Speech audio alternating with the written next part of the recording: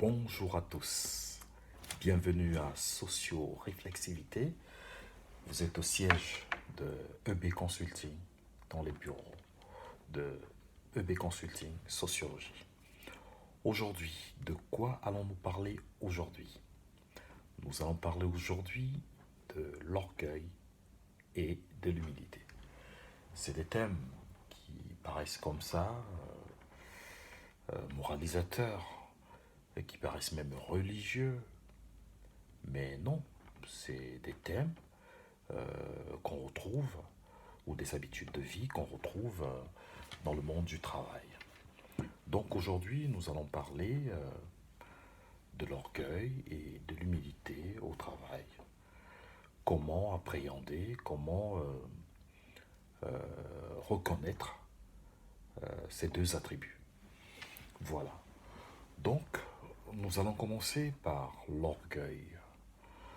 En général, on définit l'orgueil comme la suffisance d'esprit d'une personne qui se manifeste ou qui pourrait se manifester par la vantardise, par la mise en avant de ses compétences, de ses atouts personnels. C'est une définition.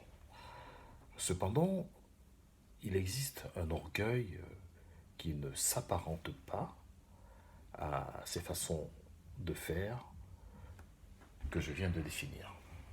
C'est-à-dire qu'une personne manquant de confiance en elle, manquant d'estime de soi, pourrait être orgueilleuse. Comment cela se manifeste dans un service, dans une entreprise, voilà, dans une société? Une personne orgueilleuse pourrait être une personne qui s'enferme dans une bulle. Qui s'enferme dans une bulle, euh, qui finalement campe sur ses positions, c'est-à-dire que n'écoute pas l'autre, n'est pas prêt à s'ouvrir, n'est pas prêt à échanger, mais reste ferme dans ses positions. Bien que cette personne ait un manque d'estime de soi, une non-réussite, une petite personnalité, c'est en quelque sorte cet état d'esprit qui nous arrête, qui nous bloque sur notre personne, sur ce que nous sommes, en nous déterminant comme suffisants, n'ayant pas besoin des autres. Ça, c'est une forme d'orgueil. Or, il y a cet orgueil qui saute aux yeux très rapidement, ce petit patron qui se prend pour le petit chef, comme on dit, qui donne des directives à tout va, qui pense tout connaître, même des choses dont il n'a pas idée. C'est une forme d'orgueil qui est très rapidement vue et affichée. Comment se comporter face à des personnes qui manifestent ces deux types d'orgueil? Déjà, prendre acte de ce qu'elles sont, de comprendre sur quel palier placer un individu orgueilleux. Est-ce qu'il a une forte personnalité? Est-ce qu'il a une petite personnalité? Et comment se manifeste son orgueil dans une entreprise, dans un groupe de travail, dans une société? Finalement, dès qu'on sait comment réagit et interagit cette personne, on est plus à même d'avoir des outils pour approcher cette personne ou prendre sa distance, tout simplement. Donc, rester coincé dans l'orgueil, c'est aussi rester enfermé dans une bulle.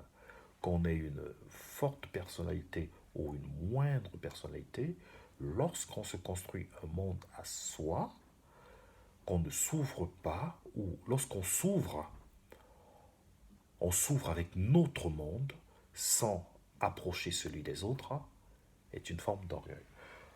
Ceci dit, pratiquement, comment cela pourrait se vivre au travail. Lorsque vous avez en face de vous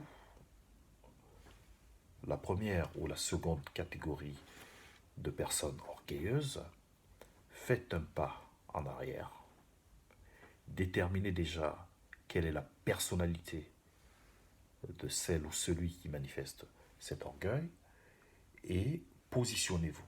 C'est-à-dire que vous devez vous mettre en dehors de son champ d'exécution, de son champ de déploiement d'orgueil. Parce que si vous restez dans son champ de déploiement d'orgueil, il est possible et même inévitable que vous soyez éclaboussé par les manifestations de son orgueil. Et qu'est-ce que ça va générer? Vous allez être sur la défensive, vous allez également vouloir vous mettre en avant, faire voir vos qualités, faire valoir vos compétences. N'oubliez pas que l'orgueil entraîne l'orgueil. Et la guerre des orgueils, si on peut l'appeler ainsi, est une guerre d'ego. Or, autant il est vrai que nous avons tous un ego, une petite forme, une pointe d'orgueil, nous devons être à même de la contrôler, de la dompter, de sorte qu'elle devienne un atout, entre guillemets. C'est vrai qu'on parle toujours de l'orgueil comme quelque chose de négatif. Évidemment, c'est négatif. Maintenant, il y a cet orgueil qui est une juste fierté, une reconnaissance relative de ce qu'on peut faire, de ce qu'on est, sans exagération, parce qu'une certaine estime de nous-mêmes nous permet d'avancer dans ce que nous faisons et de mieux travailler. Voilà pour les deux formes d'orgueil. Et pour illustrer ce que l'orgueil néfaste, négative, peut entraîner dans nos relations, je vais vous citer une pensée d'Albert Einstein. Il dit, posez votre main sur une poêle chaude 1 minute, ça vous semble durer 1 heure. Asseyez-vous près d'une jolie fille 1 heure, ça vous semble durer 1 minute. C'est ça la relativité. Je retourne la citation. Asseyez-vous 1 minute auprès d'un orgueilleux, ça vous semble durer 1 heure. Asseyez-vous auprès d'une personne modeste qui a une juste appréciation de lui-même, 1 minute vous semblera durer 1 heure, parce que ce sera agréable. Évidemment, au travail, on a du mal à aller vers des personnes qui ont cet orgueil repoussant, redhibitoire, parce qu'elles sont chaudes, comme des poils. Or, une personne modeste qui a une juste estime de lui-même est aussi douce qu'une jolie fille, ou votre femme, ou votre mari, voilà. Donc, voilà pour la première partie de ce thème sur l'orgueil, et je vous retrouve dans une seconde vidéo pour parler de l'humilité. Merci, au revoir.